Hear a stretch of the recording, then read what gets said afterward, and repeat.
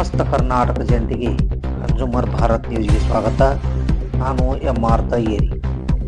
ಕರ್ನಾಟಕ ರಾಜ್ಯ ರೈತ ಸಂಘ ಹಸಿರು ಸೇನೆ ಮತ್ತು ಕಬ್ಬು ಬೆಳೆಗಾರ ಸಂಘ ಮುಧೋಳ್ ಬಾರ್ಕೋಡ್ ಚಳವಳಿಗೆ ಕರೆ ಕೊಟ್ಟ ಬೆನ್ನಲ್ಲೇ ಎಚ್ಚೆತ್ತುಕೊಂಡ ಸಕ್ಕರೆ ಕಾರ್ಖಾನೆಗಳ ಮಾಲೀಕರು ರೈತ ಮುಖಂಡರ ಸಭೆ ನಡೆಸಿದ್ದು, ಈ ಸಭೆಯಲ್ಲಿ ಕಾರ್ಖಾನೆ ಮಾಲೀಕರು 3,300 ರೂಪಾಯಿ ಪಟ್ಟು ಹಿಡಿದರೆ ರೈತರು 3,500 ರೂಪಾಯಿಗೆ ಪಟ್ಟು ಹಿಡಿದಿದ್ದು, ಒಪ್ಪದಿದ್ದಕ್ಕೆ ರೈತ ಹೋರಾಟಗಾರರು ವೇದಿಕೆಗೆ ಆಗಮಿಸಿ ಸರ್ವ ರೈತರ ಒಪ್ಪಿಗೆ ಪಡೆದು ಹೋರಾಟ ಮುಂದುವರಿಸಲು ತೀರ್ಮಾನಿಸಿದರು. ಹೌದು, ಬಾಗಲಕೋಟೆ ಜಿಲ್ಲೆಯ ಮುಧೋಳ್ ನಗರದ ಸಂಗೊಳ್ಳಿ ರಾಯಣ್ಣ ಸರ್ಕಲ್ ದಿವಾನ್ಗತ ರಮೇಶ್ ಗಡದನ್ ಅವರ ವೇದಿಕೆಯಲ್ಲಿ ಹಮ್ಮಿಕೊಂಡಿದ್ದ ಕಬ್ಬು ಬೆಳೆಗಾರರ ವಿವಿಧ ಬೇಡಿಕೆಗಳನ್ನು ಈಡೇರಿಸಲು ಪ್ರತ್ಯೇಕವಾಗಿ ಬೆಲೆ ನಿಗದಿ ಸಂಬಂಧಪಟ್ಟ ರಾಜ್ಯ ಸರ್ಕಾರ ಮಧ್ಯಸ್ಥಿಕೆಯಲ್ಲಿ 3,300 ರೂಪಾಯಿ ಬೆಲೆ ನಿಗದಿ ಮಾಡಿದ ಬೆನ್ನಲ್ಲೇ ರೈತರು 3,500 ರೂಪಾಯಿ ಬೆಲೆ ನಿಗದಿ ಮಾಡಬೇಕು. ಒಂದು ವೇಳೆ ಮಾಡದಿದ್ದರೆ ಸರ್ಕಾರ ನಾವು ರೈತರು ಸಕ್ಕರೆ ಮಾಲೀಕರಿಂದ ಹೇಗೆ ತೆಗೆದುಕೊಳ್ಳಬೇಕು ಅಂತ ನಮಗೆ ಗೊತ್ತು ಎಂದು ರೈತ ಮುಖಂಡರು ಗುಡುಗಿದರು. ಸಕ್ಕರೆ ಕಾರ್ಖಾನೆಗಳ ರೈತರ ಕಬ್ಬಿನಿಂದ ನಾನಾ ತರಹದ ಪ್ರಾಡಕ್ಟ್ಗಳನ್ನು ತಯಾರಿಸಿ ಹೆಚ್ಚಿಗೆ ಲಾಭ ಪಡೆಯುತ್ತಿದ್ದು ರೈತರಿಗೆ ನಷ್ಟವಾಗುತ್ತದೆ. ಹಾಗಾಗಿ ರೈತರಿಗೆ ಪ್ರತಿ ಕ್ವಿಂಟಾಲಿಗೆ 3,500 ರೂಪಾಯಿ ನೀಡಲು ಮುಂದಾಗಬೇಕು. ನೀವು ಬದುಕಿ ರೈತರನ್ನು ಬದುಕಿಸಿ ಎಂಬ ಧ್ಯೇಯ ಇಟ್ಟುಕೊಂಡು ಸರ್ಕಾರದ ವಿರುದ್ಧ ಮತ್ತು ಸಕ್ಕರೆ ಕಾರ್ಖಾನೆಗಳ ವಿರುದ್ಧ ಹಮ್ಮಿಕೊಂಡಿದ್ದ ಅನಿರ್ದಿಷ್ಟಾವಧಿ ಹೋರಾಟ. ಈ ಹೋರಾಟ ನಾಳೆ ದಿನಾಂಕ 10/11/2025 ಸಾರ್ವಜನಿಕರಿಗೆ ತೊಂದರೆಯಾಗದಂತೆ ಪ್ರತಿಭಟನೆಗೆ ಮುಂದಾಗಿದೆ.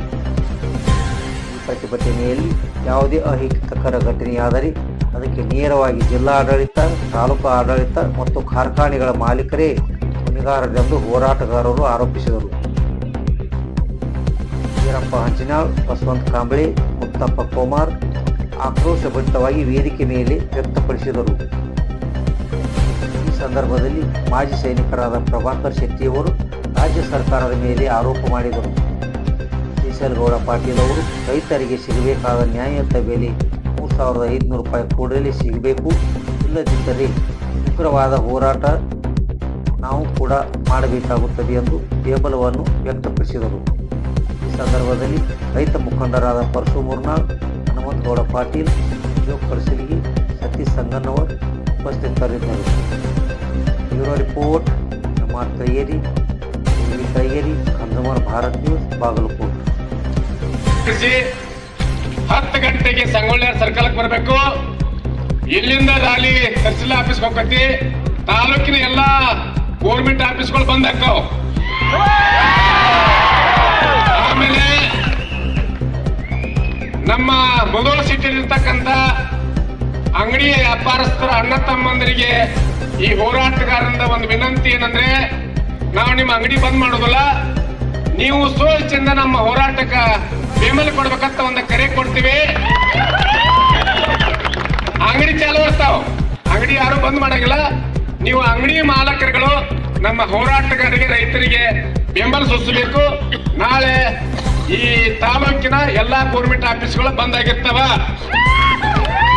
ಇದು ಕಬ್ಬು ಬೆಳೆಗಾರರ ಮೊದಲ ಹೆಜ್ಜೆ.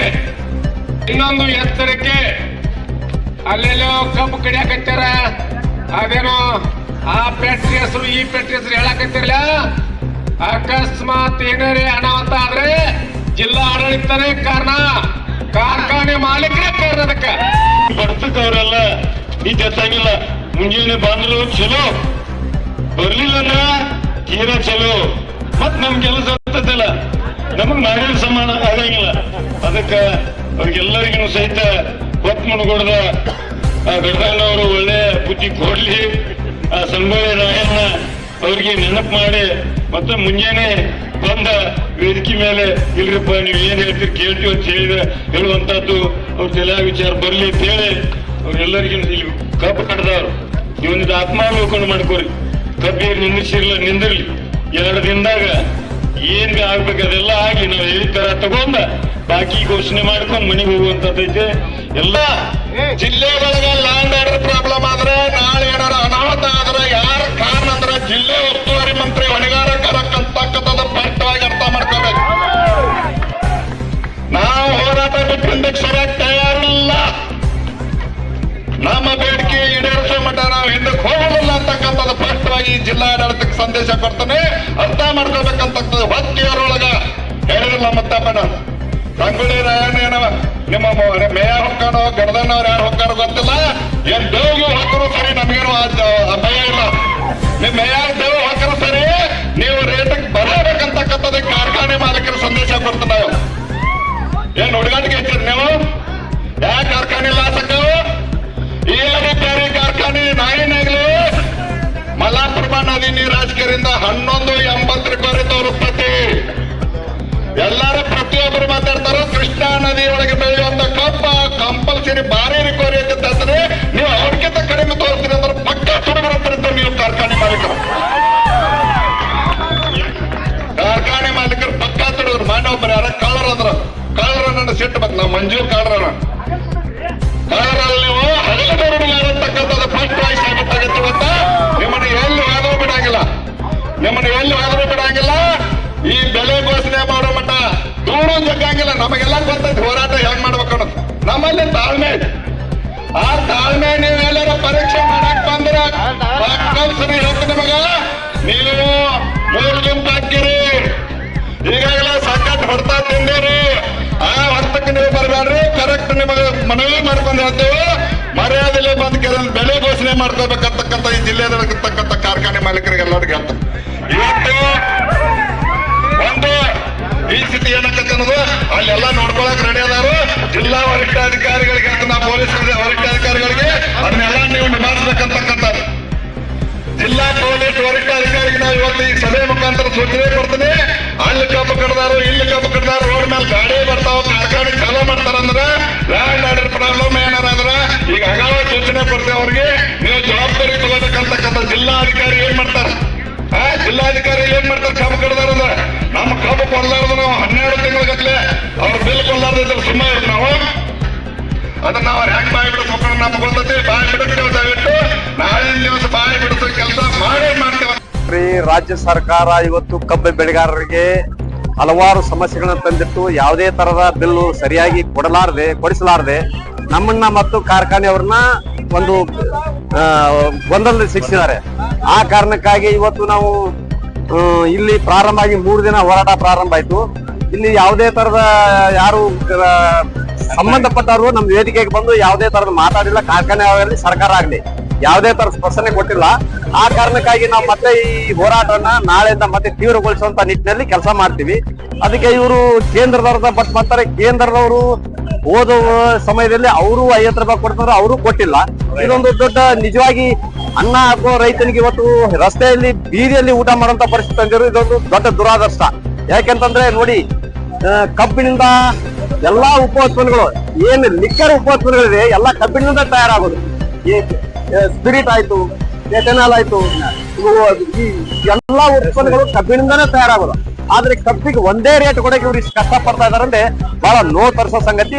ಆದ ಕಾರಣಕ್ಕೆ ಸರ್ಕಾರದಲ್ಲಿ ಮನವಿ ಮಾಡ್ತದೆ ರೈತ ಸಂಘ, ದಯವಿಟ್ಟು ಬೇಗನೆ ಬಂದು ಈ ಕಬ್ಬಿನ ದರವನ್ನ ನಿರ್ಧಾರ ಮಾಡಿ ರೈತರಿಗೆ ಸಂತೋಷ ಕೊಡುವಂತ ವಿಷಯದಲ್ಲಿ ನೀವು ಕೆಲಸ ಮಾಡ್ಬೇಕಂತ ನಾನು ಮನವಿ ಮಾಡ್ತೀನಿ ರಾಜ್ಯ ಸರ್ಕಾರ. ರಾಜ್ಯ ರೈತ ಸಂಘದ ಪರವಾಗಿ ನಾವೇನು ಹೋರಾಟಕ್ಕೆ ಕರೆ ಕೊಟ್ಟಿವಿ, ಆ ಕರೆ ಯಶಸ್ವಿ ಆಗುವವರೆಗೂ ನಮ್ಮ ಹೋರಾಟ ನಿರಂತರ ಇರ್ತೈತಿ. ಯಾಕಂದ್ರ ರೈತರಿಗೆ ಬಹಳ ದೊಡ್ಡ ಪ್ರಮಾಣದೊಳಗೆ ಇವತ್ತು ಅನ್ಯಾಯ ಮಾಡಾಕ್ತೈತಿ ಸರ್ಕಾರ. ಹೋರಾಟಗಳನ್ನ ದಿಕ್ಕು ತಪ್ಪಿಸುವಂತ ಪ್ರಯತ್ನ ಒಂದು ಕಡೆ ಸರ್ಕಾರ ಮಾಡ್ತತಿ, ಇನ್ನೊಂದು ಕಡೆ ರೈತರಿಗೆ ನ್ಯಾಯಯುತ ಬೆಲೆ ಕೊಡದೇ ಇರಬೇಕು, ನಾವು ದೊಡ್ಡ ಪ್ರಮಾಣದಲ್ಲಿ ನಾವೇ ಲಾಭ ತಗೊಳ್ಬೇಕು ಅನ್ನುವಂತ ಈಗೇನ ಫ್ಯಾಕ್ಟರಿ ಮಾಲೀಕರ ಲಾಭಿ ನಡೆದೈತಿ. ಇವರಿಬ್ಬರ ಮಧ್ಯೆ ಬಹಳ ದೊಡ್ಡ ಅನ್ಯಾಯ ರೈತ ಸಮುದಾಯಕ್ಕೆ ಆಗ್ತೈತಿ. ಅದರ ವಿರುದ್ಧ ನಮ್ಮದ ಹೋರಾಟ ಐತಿ. ನಾವು 3500 ರೂಪಾಯಿ ಕೊಡಬೇಕು. ಕಳೆದ 4-5 ವರ್ಷಗಳಿಂದ ಏನ್ ನಮ್ದು ಹಳೆ ಬಾಕಿ ಉಳಿದೈತಿ, 2ನೇ ಬಿಲ್ ಅಂತ ಏನ್ ನಾವು ಕರಿತೀವಿ ರೈತಾಪಿ ವರ್ಗ, ಅದನ್ನೂ ಕೊಟ್ಟಿಲ್ಲ. ಅದನ್ನು ಪೂರ್ತಿಗೊಳಿಸ್ಬೇಕು. ಮತ್ತೆ 2022ರಾಗಿಂದು 2019ರಂದು ಬಿಲ್ ಬಾಕಿ ಅದಾವ. ಆ ಎಲ್ಲಾ ಬಾಕಿಗಳನ್ನ ಸಹಿತ ರೈತರಿಗೆ ಕೊಡುವಂತ ವ್ಯವಸ್ಥೆ ಆಗ್ಬೇಕು. ತಕ್ಷಣ ಈ ವರ್ಷದ ಬಿಲ್ ಅನ್ನು ಕೂಡ ಘೋಷಣೆ ಮಾಡಿ ಫ್ಯಾಕ್ಟರಿ ಚಾಲುಗಳು ಮಾಡ್ಕೋಬೇಕು. ಅಕಸ್ಮಾತ್ ನೀವು ಬಿಲ್ ಕೊಡದೇ ಇದ್ರೆ ನಮ್ದು ನಿರಂತರ ಹೋರಾಟ ಇರ್ತೈತಿ. ಬರುವಂತ ದಿನಗಳೊಳಗೆ ನೀವು ಏನಾದ್ರೂ ಬಗ್ಗದೇ ಇದ್ರೆ ದೊಡ್ಡ ಪ್ರಮಾಣದಾಗ ಉಗ್ರ ಹೋರಾಟಕ್ಕೆ ನಾವು ಕರೆ ಕೊಡ್ತೀವಿ. ಅದರ ಮುಖಾಂತರ ಸಮಾಜವನ್ನ ಜಾಗೃತಿಗೊಳಿಸುವಂತ ಕೆಲಸ ಮಾಡ್ತೀವಿ. ನಾವು ಬಿಲ್ ಅನ್ನ ತಗೊಳ್ತೀವಿ ಅನ್ನುವಂತ ಎಚ್ಚರಿಕೆ ಸಂದೇಶವನ್ನ ಜಿಲ್ಲಾ ವರಿಷ್ಠಾಧಿಕಾರಿಗೆ ಮತ್ತು ಜಿಲ್ಲಾಧಿಕಾರಿಗಳಿಗೆ ಈ ಮುಖಾಂತರ ನಾನು ಹೇಳೋದಕ್ಕೆ ಇಚ್ಛೆ ಪಡ್ತೀನಿ. ಜಿಲ್ಲಾಧಿಕಾರಿಗಳು ಮತ್ತು ಜಿಲ್ಲಾ ಉಸ್ತುವಾರಿ ಮಂತ್ರಿಗಳ ಮಧ್ಯಸ್ಥಿಕೆ ವಹಿಸಿ ಅದನ್ನ ಸೂಕ್ಷ್ಮವಾಗಿ ಬಗೆಹರಿಸಿ ರೈತರಿಗೆ ನ್ಯಾಯಯುತ ಬೆಲೆ ಕೊಡಿಸಬೇಕು ಅಂತ ಹೇಳಿ ನಾನು ವಿನಂತಿ ಮಾಡ್ಕೊಳ್ತೀನಿ. ಇದರ ಜೊತೆಗೆ ಎಚ್ಚರಿಕೆಯನ್ನು ಕೂಡ ಕೊಡ್ತಾ ಇದ್ದೀನಿ.